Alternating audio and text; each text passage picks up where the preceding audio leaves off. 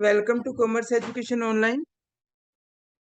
So today we will discuss dissolution of partnership firm.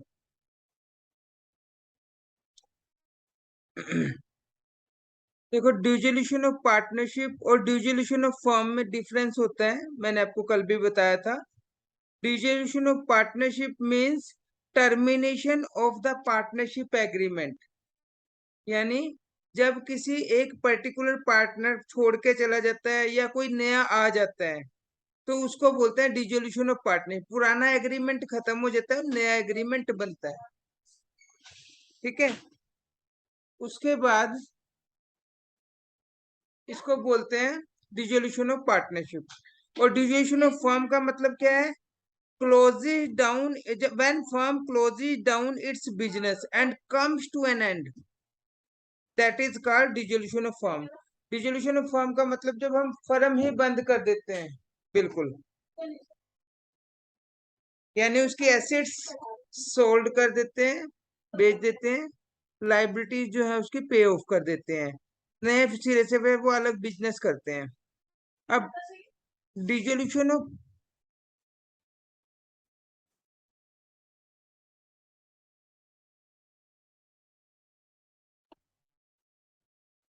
Dissolution of partnership का मतलब क्या होता है?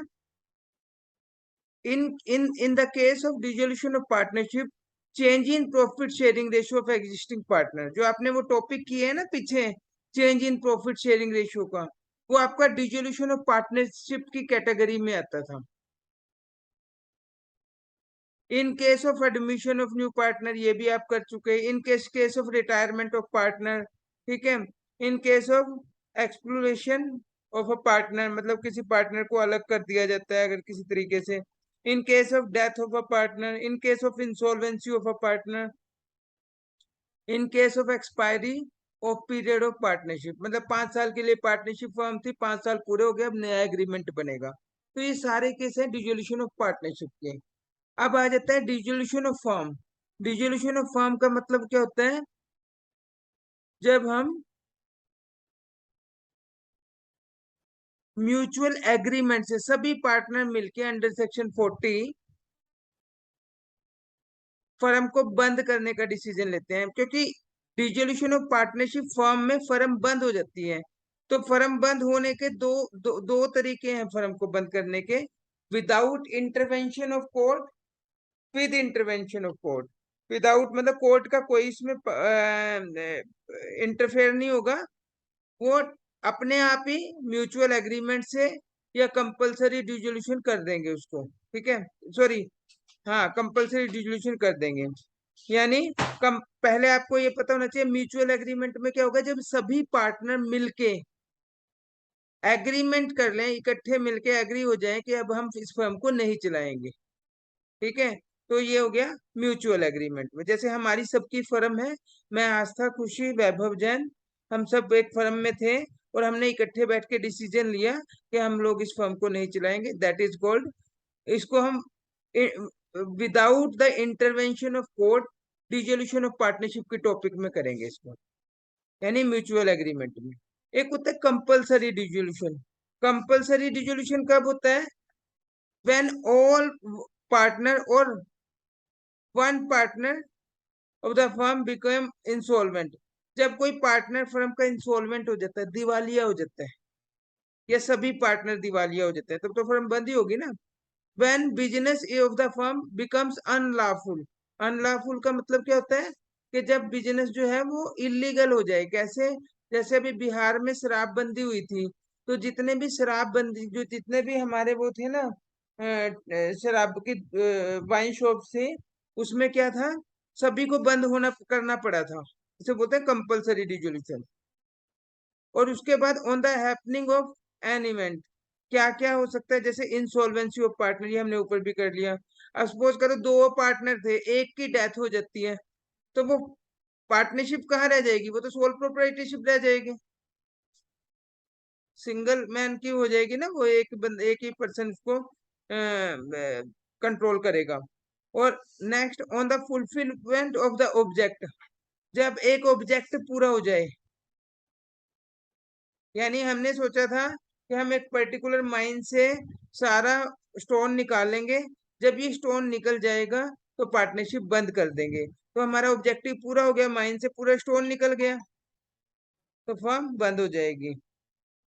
On the expiry of period, जैसे 5 साल के लिए पार्टनरशिप की थी, 5 साल पूरे हो चुके, अब नए सिरे से हमें एग्रीमेंट बनाना पड़ेगा, वो फर्म बंद हो जाएगी।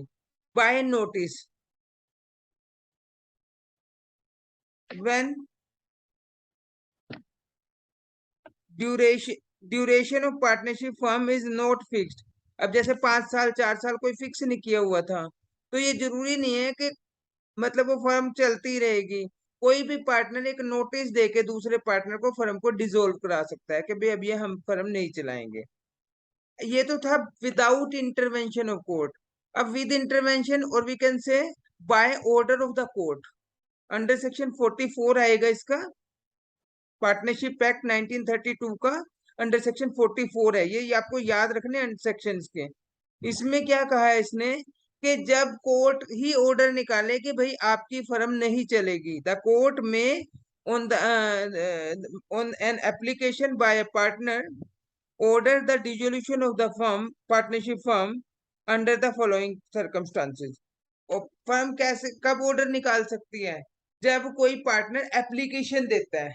सपोज करो मैं, वैभव, खुशी और आस्था एक फर्म में पार्टनर थे, तो उसमें क्या हो गया, when a partner become unsound mind, जब कोई पार्टनर अपने दिमाग में नहीं रहता, तो उसे फर्म को बंद करना ही ठीक रहेगा, क्योंकि अगर उसने कोई गलत डिसीजन ले लिया तो पूरी फर्म को उसका नुकसान होगा। अनलिमिटेड लाइबिलिटी सर होती है ना। सर उसे हम टेलीफोन निकाल भी करो तब सकते हैं। सुनूंगा तुम्हारी बात। सर फोन में चार्जिंग नहीं है। चलो, मुझे पता था, बोलो। सर मैं कह रहा हूँ उसे हम निकाल भी सकते हैं फॉर्म से। जब तक नहीं निकालेंगे उस टाइम तक तो फर्म बंद करनी पड़ेगी ना। कई बार वो नहीं निकलता, अब अनसाउंड माइंड के बंदे को क्या कहोगे तुम? इतना वो अनसाउंड का प्रूव होगा ना माइंड, इतना तो फर्म खत्म कर देगा। कुछ लोग तो जानबूझ के अनसाउंड माइंड के होके हॉस्पिटल में घुस जाते हैं। मतलब हमारे ओके यहाँ सर। वही हॉस्पिटल है ना, इसलिए बता रहा। तो अनसाउंड माइंड का कोई कोई अंदाजा नहीं लगा सकता उस चीज को। तो when a partner other than, second point है, when a partner other than the partner feeling suit has become permanently incapable in performing his duties। अगर हमारे चारों पार्टनर में से एक पार्टनर, सपोज करो वैभव आस्था के लिए एप्लीकेशन दे देते हैं कि ये परमानेंट अपनी ड्यूटीज टाइम पे नहीं करती, तब भी फर्म बंद कर देगी कोर्ट, क्योंकि इससे उनका झगड़ा हो जाएगा, फिर वो दिक्कत होगी। तो एक एप्लीकेशन अगर पार्टनर दे देता है कि ये परमानेंटली अपनी ड्यूटीज परफॉर्म नहीं करती, टाइम पे नहीं करता ये पर्टिकुलर पर्सन। नेक्स्ट है when a partner other then, when partner other then filing suit, मतलब उसको छोड़ के जो जो एप्लीकेशन दे रहा है वो तो गलती करेगा ही नहीं, इज गिल्टी ऑफ मिसकंडक्ट, मतलब बार बार मिसकंडक्ट करता है, बदतमीजी करता है किसी पार्टनर के साथ, और फिर क्या करेगा, जिसके साथ बदतमीजी हो रही है वो कोर्ट में एप्लीकेशन करेगा, देगा भी इस फर्म को बंद कर दो, हमें चलानी नहीं है, ये बार बार मिसकंडक्ट विद प्रूफ कहेगा ना उसको। नेक्स्ट है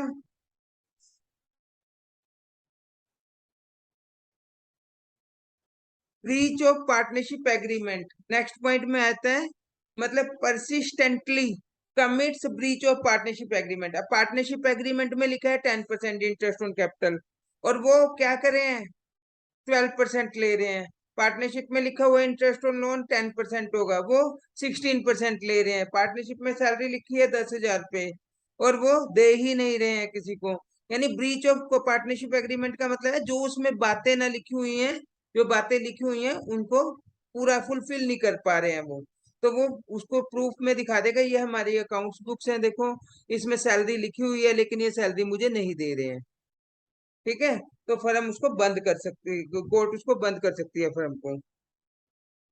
when when a partner has transferred the whole of his interest in the firm to the third party। Suppose करो हम 4 पार्टनर हैं, खुशी क्या करती है, अपना शेयर किसी और को बेच देती है, बेचने की कोशिश कर रही है कि भाई मैं इसमें नहीं रहूंगी, मेरी जगह ये रहे। और लेकिन हम तीनों को वो बंदा पसंद नहीं है, हम उसके साथ काम नहीं करना चाहते, तो फिर हम क्या करेंगे, एप्लीकेशन दे देंगे भी इसे बंद कर दो फर्म को। ठीक है। व्हेन कोर्ट सेटिस्फाइड, जब कोर्ट सेटिस्फाइड हो जाती है कि फर्म लॉस में ही चलेगी, ये प्रॉफिट में चल ही नहीं सकती है, स्टेटमेंट जाती है ना प्रॉफिट एंड लॉस अकाउंट की, तो लगातार 3-4 साल की जब लॉस में फर्म जाती है ना, तो कोर्ट क्या कर देती है, बंद। क्योंकि बाद में लोगों के पैसे मारे जाएंगे, मजदूरों की सैलरी मारी जाए, वेजेज मारे जाएंगे, वर्कर्स की सैलरी नहीं मिलेगी। ठीक है।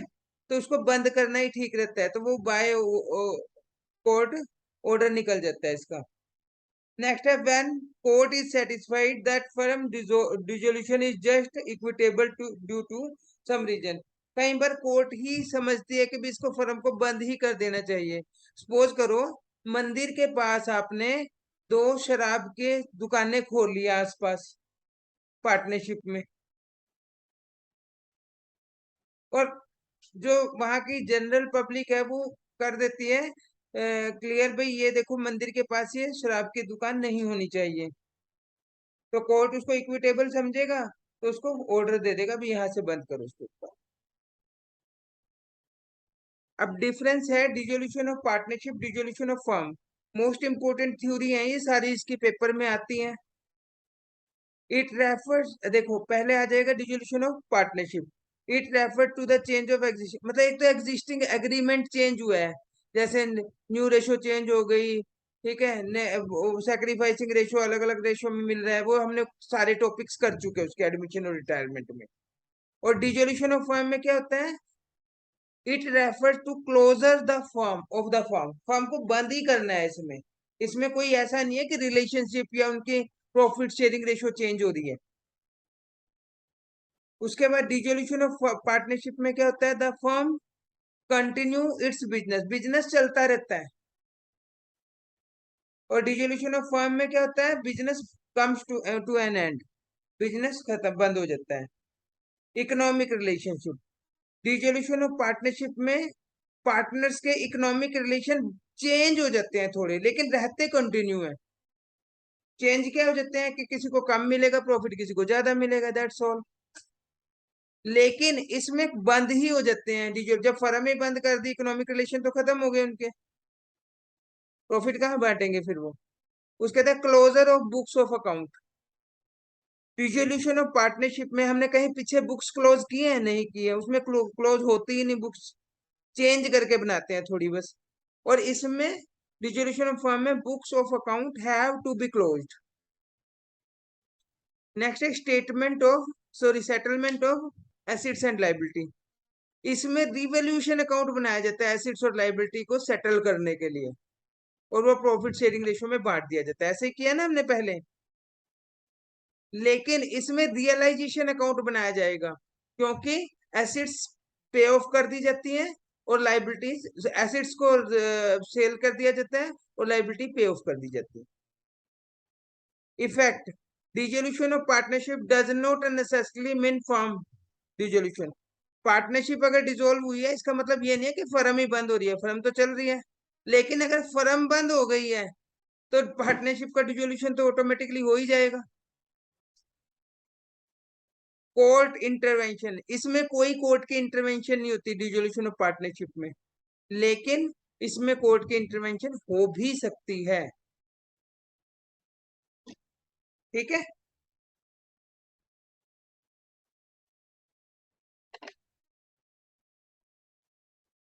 अब इसमें अकाउंट्स क्या बनाए जाएंगे, realisation account, partners loan account, partners capital account, cash and bank account. मैंने कल भी बताया था कि इसमें बैलेंस शीट की जगह कैश और बैंक अकाउंट का टोटल मैच होता है लास्ट में। आस्था,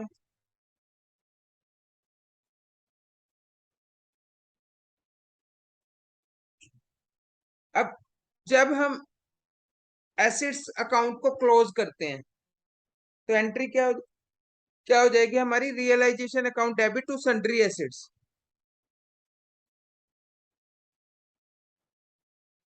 और जब हम ये कोई प्रॉफिट और लॉस अकाउंट बैलेंस शीट में पड़ा होता है डेबिट साइड में, तो पार्टनर्स कैपिटल अकाउंट, ये तो हम पहले भी ऐसे ही करते थे।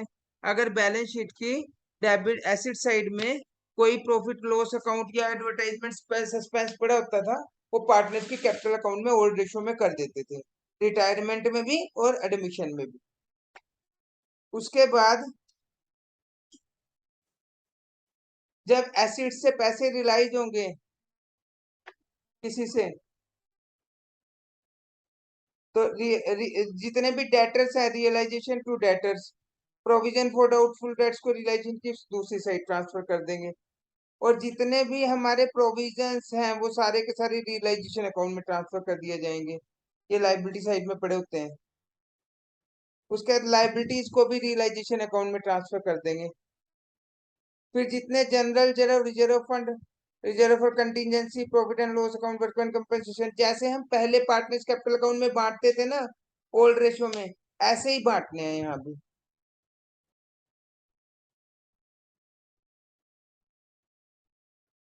ठीक है।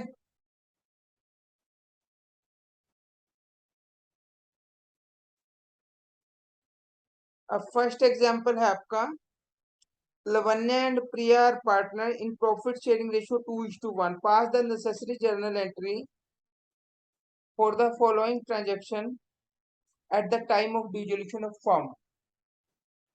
फर्म का डिसोल्यूशन हो रहा है। Workman compensation reserve stood 1,50,000 in the balance sheet and there was no liability towards compensation. तो अब कोई लाइबिलिटी ही नहीं है, तो हम क्या करेंगे, 150 को किस रेशो में बांट देंगे, 2:1 की रेशो में। बिल्कुल सेम है, एडमिशन और रिटायरमेंट की तरह है ये। एंट्री हो जाएगी workman compensation reserve account debit to Lavanya's capital account to Priya's capital account in their profit sharing ratio 2:1, 1,50,000, ये की हुई एंट्री। Clear? Aastha. Next, workman compensation reserve stood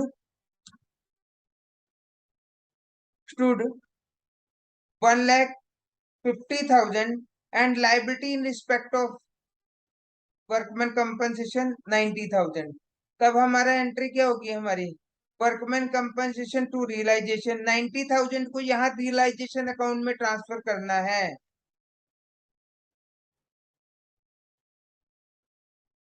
जितनी हमारी लाइबिलिटी है उतने पैसे को हम रियलाइजेशन अकाउंट में ट्रांसफर करेंगे। बाकी हमारा 150 था ना, 90 लाइबिलिटी है, 60,000 हमारा प्रॉफिट शेयरिंग रेशो में डिवाइड हो जाएगा, राइट? क्योंकि 60 तो बच गया ना आस्था, 150 में से 90 का तो क्लेम आ गया, 60 बच गया, तो यहाँ दो एंट्री होंगी, एक कैपिटल में जाएगी by workman compensation reserve Lavanya और प्रिया के, और एक रियलाइजेशन में जाएगी बाय वर्कमैन कंपनसेशन रिजर्व। और बाद में ये 90,000 क्लेम की एंट्री पे करके भी दिखानी है, रियलाइजेशन टू बैंक। इसकी तीन एंट्रियां होगी हमारी इसकी तेरी।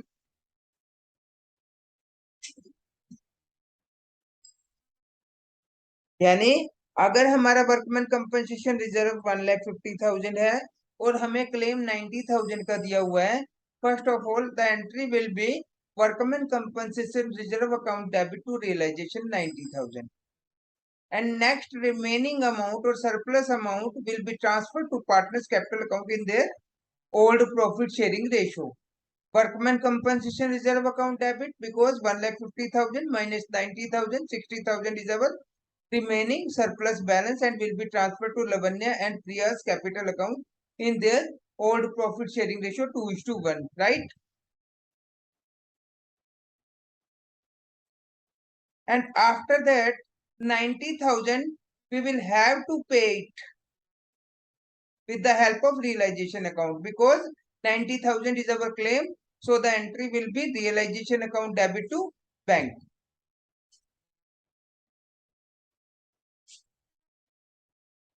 Next is if the workman compensation reserve stood rupees 1,50,000 in the balance sheet and liability in respect of 1,50,000 same amount, then entry will be realization account workman compensation to realization, because all amount we will have to pay it for the claim. Then entry will be workman compensation reserve account debit to realization and realization to bank. Only two entries will be passed in that situation. Clear? Astha? Because there is no surplus balance available for the partners.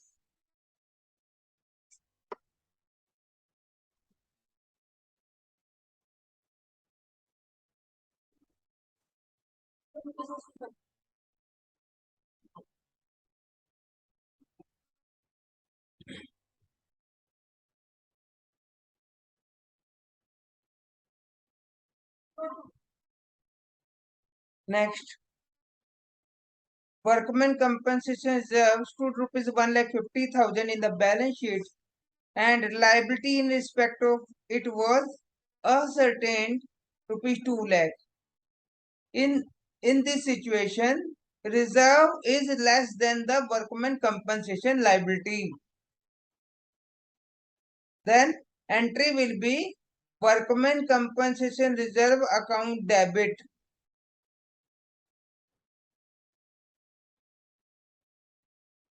to realization और realisation to bank, यानी 150 आप पूरा का पूरा work realisation में डाल दोगे और पेमेंट आपको 2 लाख रुपीज करनी पड़ेगी.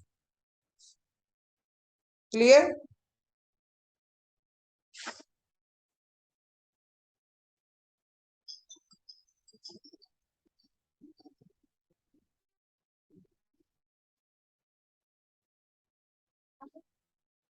There was no workman compensation reserve in the balance sheet and firm will have to pay 40,000. अब रिजर्व था ही नहीं यहाँ, उस केस में क्या करेंगे? Realisation to bank last entry हो जाएगी.